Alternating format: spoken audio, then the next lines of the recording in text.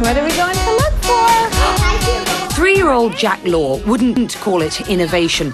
As far as he's concerned, an appointment at this hospital in Chicago is just like a trip to the movies. There's a planet. You can tell your teachers. When Jack needed a CAT scan, he became the first person in the world to use a new type of medical suite. One filled with soothing sounds and images designed to calm anxious young patients.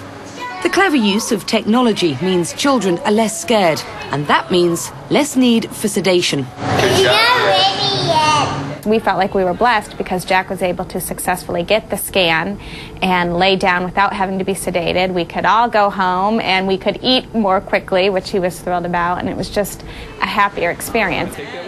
Patients like Jack are in control of their environment, with a smart card allowing them to design the ambience in the room. Technology developed by the electronics group Philips and pioneered here in Chicago. This is the first time ever in the world that this sort of technology has been applied to healthcare. In this particular instance, to the experience of a child undergoing what can be a frightening experience, a pediatric CAT scan. Philips has produced its share of world firsts in the last century. Europe's biggest electronics company holds more than 100,000 patents.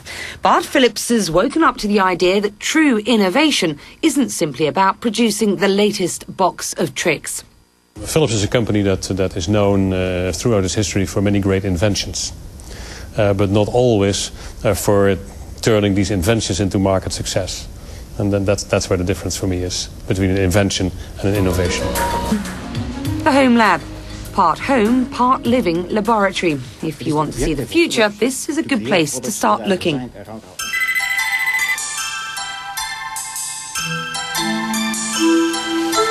We're experimenting a lot with lighting here in Home Lab because we know that people find it very important to experiment with light, to create a nice atmosphere in their houses.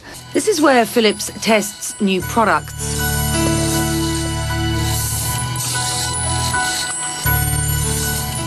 From ambient lighting to the ultimate bathroom mirror. For example, if I want to check how my hair is looking, we have created a special application where you can have, with a camera, a view from the back from your head.